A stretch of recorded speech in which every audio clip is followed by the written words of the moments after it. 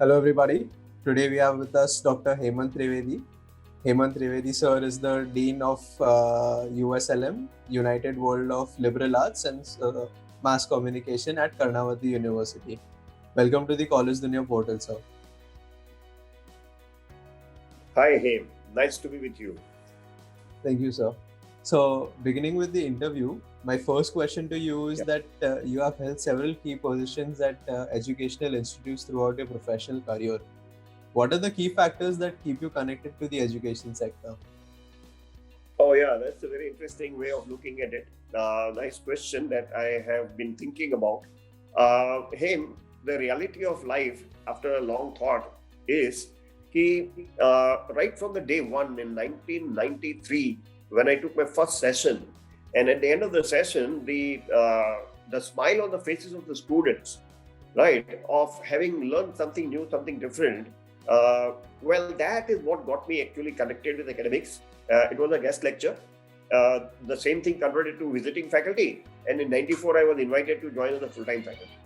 Ever since then, it is the happiness and smile on the face of the students when I complete my sessions and we complete the discussion and all. That keeps me going. If my students are not happy, I feel very bad. I can't sleep overnight. I think it's the students who have get me going and kept me going. Right. Thank you for such a lovely response. Moving on, my next question is that what is your philosophy on leadership and how would you like to describe your leadership style? Okay. I would say that my way of looking at leadership is participative, but I have created a term for it. I would call it synergistic inclusiveness.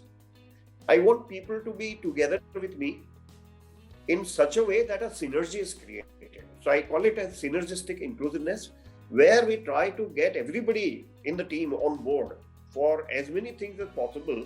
And I want everybody to feel like a leader.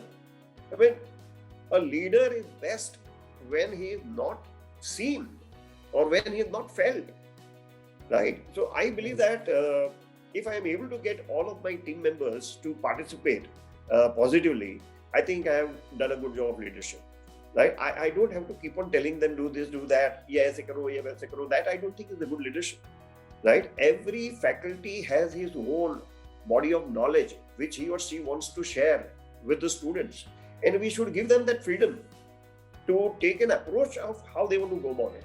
And I also appreciate that different subjects and different topics need different approaches. You can't teach history the same way you teach statistics, okay?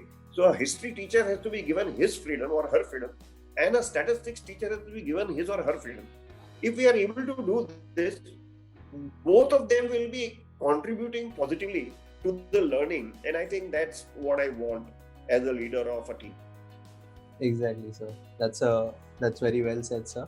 Yeah. So my next question to you would be that how does the curriculum of Unitedworld School of Liberal Arts and Mass Communication ensure the best practices of the industry?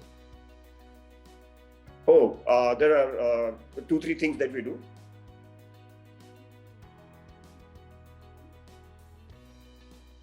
One thing, USLM, after sizable experience in the industry itself, I myself spent 15 years into industry before I came into academics. Similarly, a lot of my colleagues are also having that kind of a background. So that itself helps us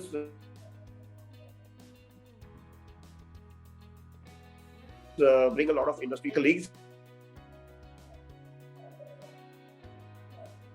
Come with an industry background, and therefore they have the opportunity of discussing with them and discussing as to what should happen in the classroom. What is the thing that is happening in the industry that needs to be understood by the student?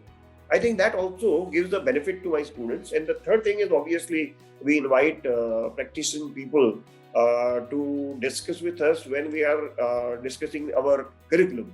Every curriculum that we decide upon, the industry people have had a look at it, right? And they advise us on to what may or may not be included, and so on and so forth, right? I think this 3-4 things that we do is helping us bring contemporary industry practices into the classroom, right? So on that note, my next question is that how does the university how it could be more welcoming to the students of different races or economic backgrounds?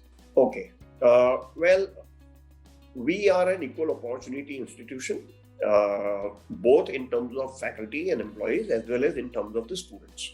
We don't differentiate people on the basis of economic background or caste, creed, religion, whatever. Right? We are not looking at those things. What we do is every student is welcome, and whatever his or her needs are, we have a strong, robust system of support to satisfy the needs of the student. And therefore, any student who comes to USLM and Karnavati University, I believe he or she will feel very comfortable in terms of whatever he or she is ideating, right?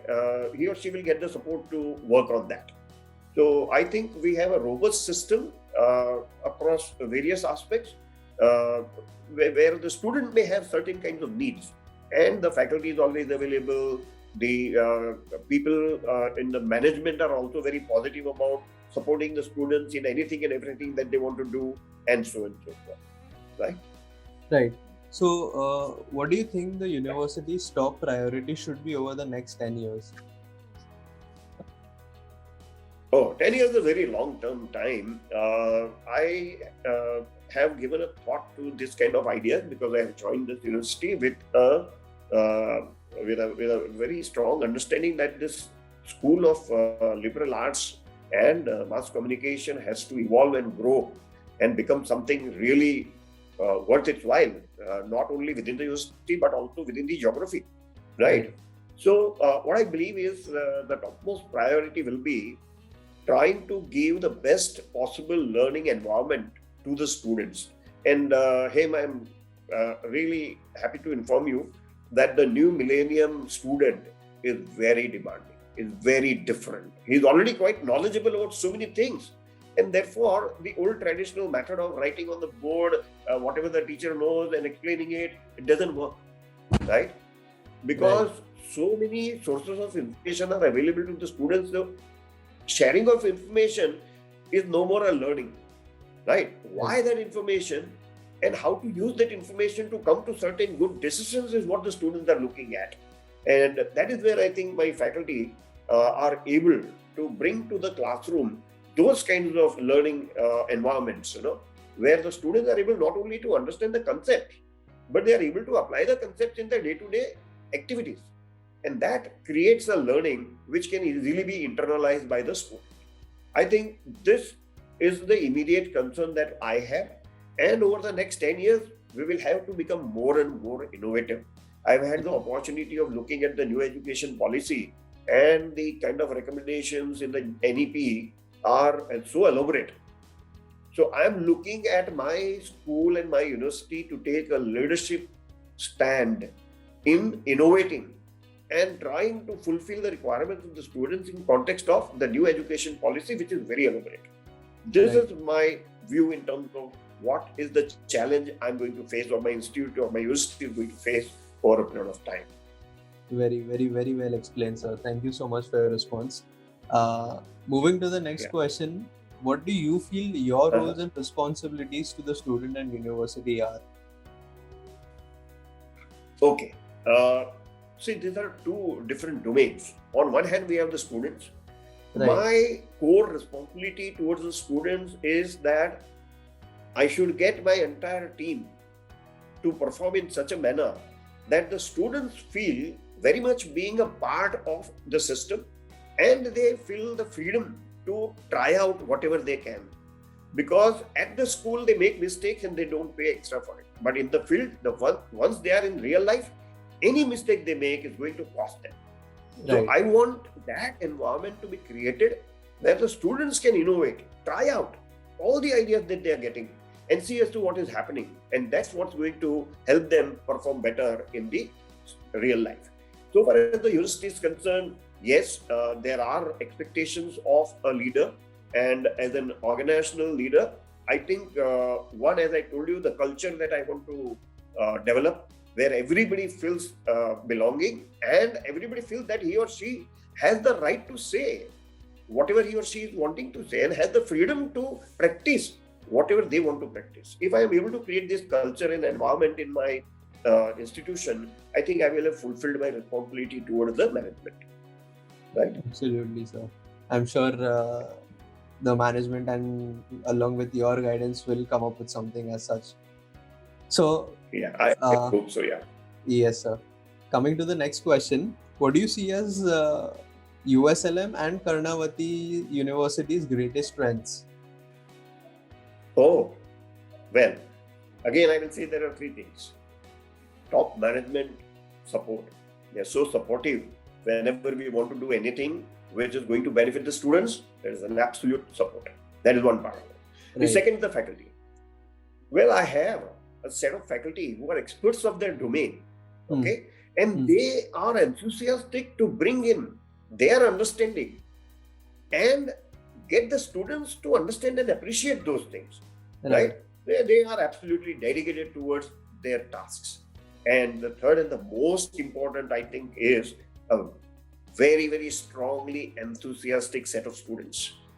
I can say, one of the most enthusiastic body of students available to any university. So it is this three major things that are contributing to what USLM and what Karnavati University are going to make a difference to the academic fraternity over the next 5, 10, 15 years. Absolutely. So just give me a minute. Yeah, sure.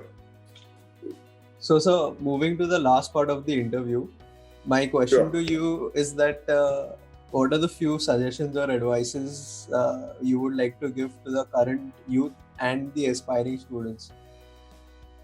Okay. I have already told you that the current youth, what we talk about, they are so enthusiastic about life. They are so well versed with whatever they want to learn. In fact, after so many years, I am able to see that the students come so well prepared to the classes. They know what they are going to learn about, and therefore the faculty has to be always on the tips of their toes to be able to satisfy the students, right? So I think my students need to carry on what they are doing in terms of being so very well prepared and make the most of the opportunity that they have. Try to extract as much as they can from my faculty colleagues, draw as much learning as they possibly can from the faculty members and the resources that we have on campus, right? We have digital resources also available, and therefore the student should see. I have always maintained a philosophy that when a student enters into an academic institution, he should behave like a sponge who compresses himself and herself so strongly that all the air bubbles between the spaces are removed, and then immerses himself or herself into the body of knowledge which is available around him, and then expand and absorb all the knowledge that he or she can possibly absorb from the entire environment. One of the most being the faculty, of course, and their colleagues and their batchmates. They also contribute a lot to the learning. So I think this is my suggestion to my young friends, that they should try to make the most of the opportunity that they have, and they should behave like a sponge, kind of compress themselves as much as they can, and then immerse themselves in the body of knowledge and get as much as they can out of their opportunity. Absolutely, sir. Thank you. Thank you for such a motivational answer. I'm sure our students, the viewers, the audience are going to find that pretty informative. On that note, I hope. Yes, sir. I'm sure. Yeah. On that note, I'd like to conclude the interview, and thank you for such an intellectual session. Anyway, my pleasure, Hem. It was nice speaking with you. Yeah. Thank you, sir. That was Dr. Hemant Trivedi, Dean of Unitedworld School of Liberal Arts and Mass Communications at Karnavati University. Thank you, sir.